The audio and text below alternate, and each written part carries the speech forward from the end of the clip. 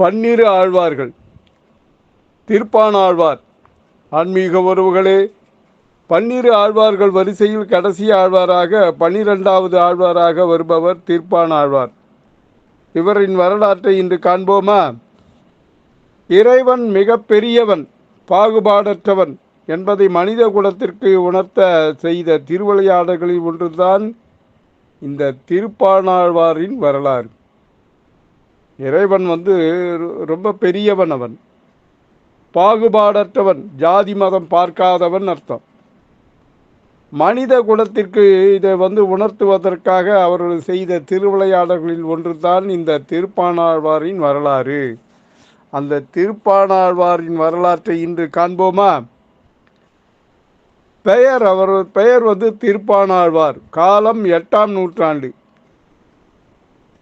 கிபி 750 முதல் கிபி 780 வரை. மாதம் கார்த்திகை, திருநட்சத்திரம் கார்த்திகை. ஊர் உறையூர். பன்னிரு ஆழ்வார்களில் இவர் 11வது ஆழ்வார். ஆனால் நம்ம 12வது ஆழ்வாரை பார்க்கிறோம். வேறு பெயர்கள் இவருக்கு பாணர், முனிவாகனர், யோகி, யோகி வாகனர், கவீஸ்வரர் அப்படின்னு வேறு பெயர்கள். என்ன பெயர்? பாணர், முனிவாகனர், யோகி வாகனர், கவீஸ்வரர். இவர் சீவத்சம் அப்படின்னு ஸ்ரீமன் நாராயணின் மார்பில் இருக்கும் மச்சம், அதாவது மறு, அந்த அம்சமாக பிறந்தவர் இந்த திருப்பாணாழ்வார். திருப்பாணாழ்வார் ஊர் திருச்சி உறையூருக்கு அருகில் உள்ள திருக்கோழி என்னும் கிராமத்தில் வாழ்ந்த பாணர் என்னும் தீண்டத்தகாத இனத்தைச் சேர்ந்த ஒரு தம்பதியரால் வளர்க்கப்பட்டவர் இவர். தீண்டத்தகாத இனத்தைச் சேர்ந்த தம்பதியரால் வளர்க்கப்பட்டவர் இவர். அந்த காலத்தில் தீண்டத்தகாதவர்கள் சில பேரை ஒதுக்கி வச்சிருக்காங்க. அந்த தீண்டத்தகாத இனத்தில் இந்த பாணர்ன்றவர் வளர்க்கப்பட்டார்.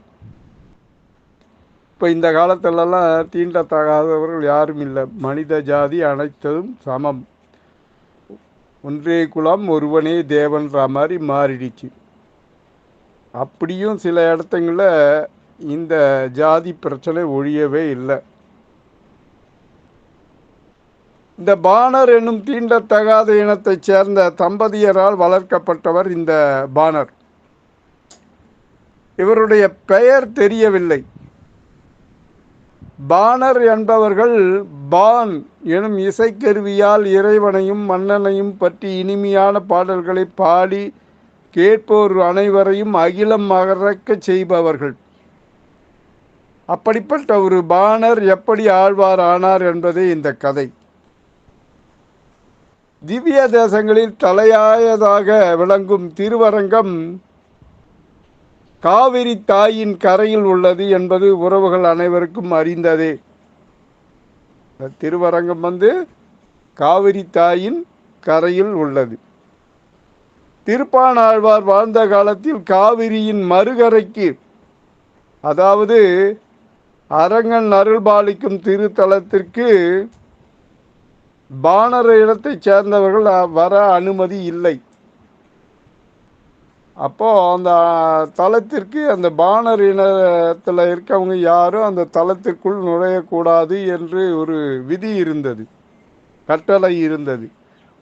அதனால் தினமும் மறுகரையில் நின்று கொண்டே மாலவனை மனதிற்குள்ளேயே நினைத்து மதுரமான பாடல்களை பான் என்னும் இசைக்கருவியால் பாடி பாடி பரவசம் கொள்வார். பான்னா அது ஒரு வீணை. ஒரு நாள் வழக்கம் போல ஆழ்வார் தன்னை மறந்து அரங்கனை அந்தரங்கமாய் தரிசித்து கொண்டிருந்த வேளையில் திருவரங்கத்தின் அர்ச்சகர் லோகசாரங்க முனி என்பவர் திருவரங்க பெருமானுக்கு திருமஞ்சனம் செய்வதற்காக காவிரியில் நீர் எடுக்க வந்தார். அப்பொழுது திருப்பாணாழ்வார் கரையில் நின்று கொண்டிருந்தார். அவரை தீண்டாமல் சென்று நீர் கொணர வேண்டும் என்பதற்காக பல முறை அந்த அர்ச்சகர் அவரை விலகி சொல்லி கடிந்து கொண்டார். ஏம்பா, நான் திருமஞ்சனம் செய்யணும் அந்த பரந்தாமனுக்கு, அதனால் கரையில் நின்றுட்டு இருக்கியே, கொஞ்சம் தள்ளி நில்லு, நான் போய் அந்த நீரை எடுத்துட்டு வந்துடுறேன் அப்படின்னு எவ்வளோ சொல்லி பார்த்தார் திருப்பாணாழ்வார்கிட்ட. ஆனால் திருப்பாணாழ்வார் பக்தியில் மூழ்கி இருந்தபடியால் அவர் அந்த அர்ச்சகர் அழைத்ததையோ சொன்னதையோ கேட்டதையோ அவர் காதில் வாங்கவே இல்லை. அதனால் அர்ச்சகர் சொன்னது அவர் காதில் விழவில்லை. அவர் சொன்னதை அழைத்ததை அறியவில்லை இந்த திருப்பாணாழ்வார். உடனே கோபம் வந்தது. யாருக்கு? அந்த அர்ச்சகருக்கு. லோகசாரங்க முனி என்ற அர்ச்சருக்கு கோபம் வந்து விட்டது. உடனே ஒரு சிறு கல்லை எடுத்து திருப்பாணாழ்வார் மேல் எறிந்தார்.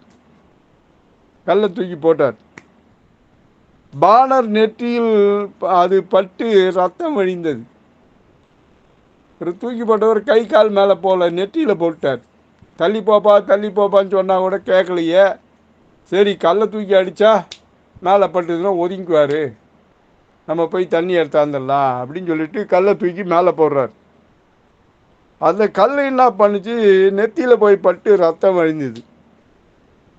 பாணர் உடனே கண்களை திறந்து பார்த்தார். முதல்ல அவர் ரத்தத்தை பார்க்கல. இந்த லோகசாரங்க முனியை அர்ச்சகரை பார்த்தார். ஐயோ, அரங்கனுக்கு திருமஞ்சனம் கொண்டு செல்லும் இந்த முனிவரின் கைங்கரியத்துக்கு தடங்களாக இருந்து விட்டோமோ என்று வருந்தி விலகி சென்றார். அவர் நெத்தியில் ரத்தம் சொட்டுது, அதை கவனிக்கல இவர். நம்ம தடங்களாக நின்றுட்டுமோ, இவருக்கு இந்த முனி இம்முனிவர் கைங்கரியத்துக்கு தடங்களாக நின்றுட்டுமோ அப்படின்னு வருந்தி விலகி சென்றார். பிறகு இந்த லோகசாரங்க முனிவர் திருமஞ்சன தீர்த்தம் எடுத்துக்கொண்டு குடை சாமரம் மேளதாளங்களோடு கோவில் சன்னதிக்கு சென்றார். இவர் யாரு? லோகசாரங்கர் சென்றார். அங்கே அவர் கண்ட காட்சி அவரை திடுக்கிட செய்தது. யார? லோகசாரங்கரை திடுக்கிட செய்தது. கருவறைக்குள்ளே போனால் அங்கே திருவரங்கனின் நெற்றியிலும், அதாவது இந்த பாணருக்கு எங்கே நெற்றியில் ரத்தம் வழிந்ததோ அதே இடத்துல அடிபட்டு இறைவனுக்கும் ரத்தம் கசிந்தது. எப்படி இருக்கு பாருங்க. பாணருக்கு எங்கே நெற்றியில் பட்டு கல்லுப்பட்டு ரத்தம் வழிந்ததோ அதே இடத்துல திருவரங்க பெருமானுக்கும் அடிபட்டு ரத்தம் வழிந்தது, இறைவனுக்கும் ரத்தம் கசிந்தது. பெருமாளின் திருமுக மண்டலத்தில் ரத்தம் வழிந்து கொண்டிருந்தது. லோகசாரங்கர் என்ன பண்ணாரு? பெருமாளை பார்த்து பதறினார். பெருமாளினுடைய நிலையை கண்டு பதறினார். அவர் என்னடா ஆச்சு, இப்படி ஆகிப்போச்சே, அவர் அங்கே அடித்தா இங்கே வலிக்குதே, இல்லை அங்கே அடித்த கல் இங்கே இவர் மேலே பட்டு இவர் ரத்தம் வலிக்குது, இது என்ன ஒரு பெரிய அதிசயமாக இருக்கிறது, பெருமாளோட கருணை இதுதான் பழகுது அப்படின்னு பயந்துட்டார். மிகுந்த மனப்பதற்றத்துடன் வீடு திரும்பினார். அன்னைக்கு ராத்திரி அவரால் தூங்க கூட முடியல. ஏதோ பாவம் செஞ்சிட்டோம் அப்படின்னு பரிதவித்தார் அவர். தூங்க முடியல, உறக்கம் வரவில்லை. அன்று இரவு திருவரங்க பெருமானே அர்ச்சகரின் கனவில் தோன்றினார். அர்ச்சகரோட கனவுல திருவரங்க பெருமான் வந்தார். வந்து திருப்பாணாழ்வாரை உன் தோளில் அவர் தாழ்ந்த இடத்தைச் சேர்ந்தவர் என்ற எண்ணம் எல்லளவும் இல்லாமல் ஏற்றி கொண்டு வா, தோல் மேலே தூக்கிட்டு வா. குழந்தைங்கள தோல் மேலே தூக்கிடுவோம்ல, அந்த மாதிரி என்னுடைய குழந்தை அவன் திருப்பாணாழ்வார், அவனை தூக்கி கொண்டு இங்கே வா, இதுதான் நீ செய்த பாவத்திற்கு பரிகாரமாக அமையும் என்று கூறி மறைந்தார் பரந்தாமன். மறுநாள் காலையில் திருப்பாணாழ்வாரிடம் சென்று நடந்தவற்றை கூறினார் இந்த லோகசாரங்க முனி. இந்த மாதிரி நடந்துடுச்சுப்பா, உனக்கு அடித்தது அங்கே பெருமாளுக்கு ரத்தம் அடியுது, அதனால் நான் பதறிட்டேன், என்ன செய்யறதுன்னே தெரியல. வீட்டில் போய் தூங்கினா தூக்கமே வரலை. கனவுல கடவுள் வந்தார், பரந்தாமன் வந்தார், வந்து இந்த மாதிரின்னு சொன்னார். உன்னை வந்து என்னுடைய தோளில் தூக்கின்னு வந்து கருவறையில் விட்டால் தான் என்னுடைய பாவம் தீருன்னு சொன்னார். நடந்ததை அப்படியே சொன்னார். தோளில் ஏறி கொள்ளுமாறு பணிவுடன் வேண்டிக் கொண்டார். ஆனால் திருப்பாணாழ்வாரோ தாழ்ந்த இனத்தைச் சேர்ந்தவன், நான் தீண்டத்தகாதவன், தங்கள் தோளில் நான் செல்வது சரியாகாது என்று மிகவும் பிடிவாதமாக இருந்தார். பிடிவாதமாக இருந்தும் மறுத்தார். நான் வரமாட்டேன், அந்த கோயிலுக்குள்ளே இந்த பாணர் இனத்தவர்கள் வேற அனுமதி கிடையாது, நான் வேற தீண்டத்தகாதவன், என்ன நீங்கள் எப்படி தூக்கிக்கிட்டு அந்த கோயிலுக்குள்ளே போவீங்க, வேண்டாம், வரமாட்டேன், தேவையில்லை அப்படின்னு மறுத்தார். ஆனால் அர்ச்சகர் விடாப்பிடியாக அவரை தன் தோள் மேல் தூக்கி வைத்து கொண்டு திருவரங்க கோயிலுக்கு சென்றார். ஏன்னா அவரோட பாவம் தீரணும் இல்லையா, அப்போ தான் உன்னோட பாவம் தீரும். அவரை தூக்கிட்டு வந்தால் தான் உன்னோட பாவம் தீரணுன்னு அவர் அதெல்லாம் எதிர்பார்க்காம தன்னுடைய பாவம் தீர்ந்தா போகுதுன்னு திருப்பாணாழ்வாரை தூக்கி தோளில் வச்சுக்கிட்டு அந்த கோயிலுக்கு கருவறைக்குள்ள நுழைந்தார்.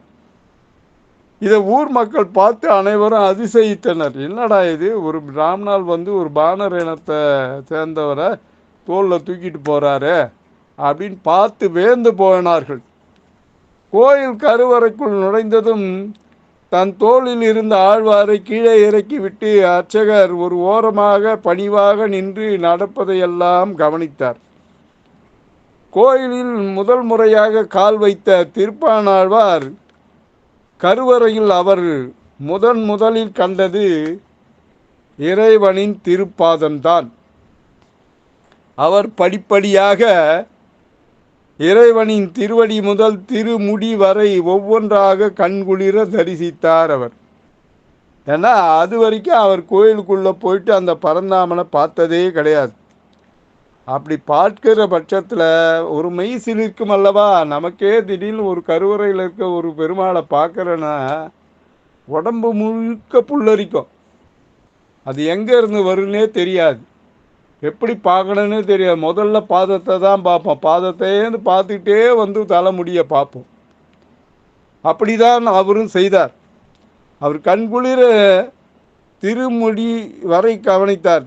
படிப்படியாக திருவடி முதல் தொடங்கி திருமுடி வரை ஒவ்வொன்றாக கண்குளிர தரிசித்தார்.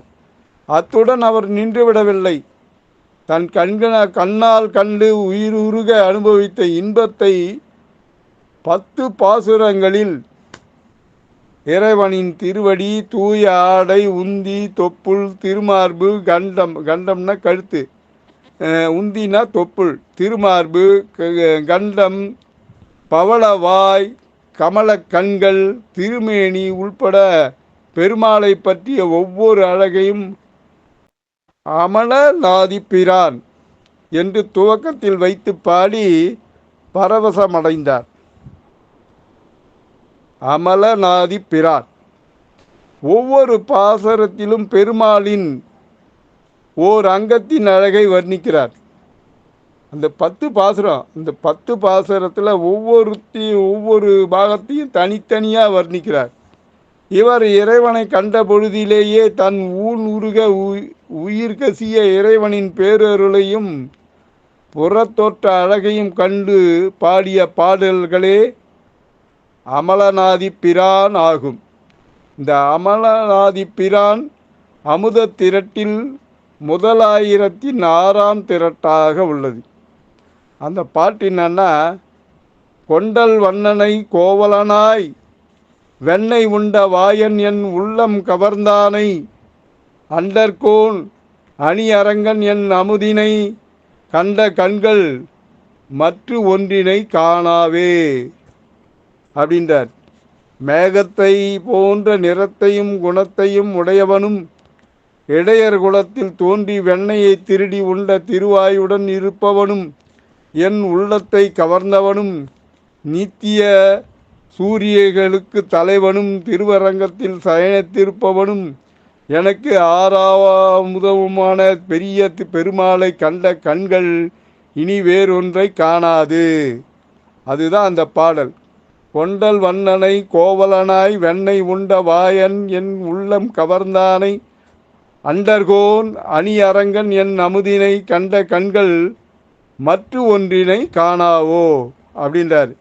இறுதியில் ஆழ்வார் கண்ணன் என் பெருமாளை பெரிய பெருமாளில் கண்டு இனி வேறொன்றை பார்ப்பதற்கு விருப்பமில்லை என்று தெரிவித்து அந்த எம்பெருமான் திருவடிகளில் சேர்ந்து பரமபதத்தை அடைந்தார். 10 பாட்டு பாடி முடித்த உடனே இவரும் அந்த பெருமாள்கிட்டேயே போய் சேர்ந்துட்டார்.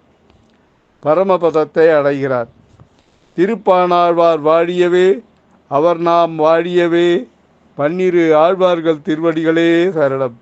உறவுகளே, நீங்கள் கேட்டுக்கொண்டதற்கு இணங்க இது நாள் வரை தணிகானந்தமாகிய அடியேன் 12 ஆழ்வார்கள் வரலாற்றையும் அவர்கள் இயற்றிய பாசுரங்களையும் அடியேனால் முடிந்த வரையில் தொகுத்து எழுதி உறவுகளுக்காக வழங்கினேன். 12 ஆழ்வார்கள் தொடர் பற்றிய உங்கள் கருத்துக்களை எதிர்பார்க்கிறேன். பக்தியுடன் எம் தணிகானந்தம், சேந்தமங்கலம். இந்த 12 ஆழ்வார்கள் தொடர் யூடியூப்பில் சென்றும் பாருங்கள். எப்போ வேணாலும் பார்க்கலாம். வாட்ஸ்அப்பில் அனுப்பிச்சது கொஞ்ச நாளைக்கு தான் இருக்கும். யூடியூப்பில் எப்போ வேணாலும் பார்க்கலாம். தணிகை டிவின்னு சப்ஸ்கிரைப் பண்ணி பெல் பட்டனை அழுத்தி ஆல் அப்படின்றத அழுத்தினீங்களா நான் போடுற அத்தனை பதிவுகளும் உடனுக்குடன் நீங்கள் பார்க்க ஏதுவாக இருக்கும். நன்றியுடன் உங்கள் தணிகானந்தம், சேந்தமங்கலம். வணக்கம்.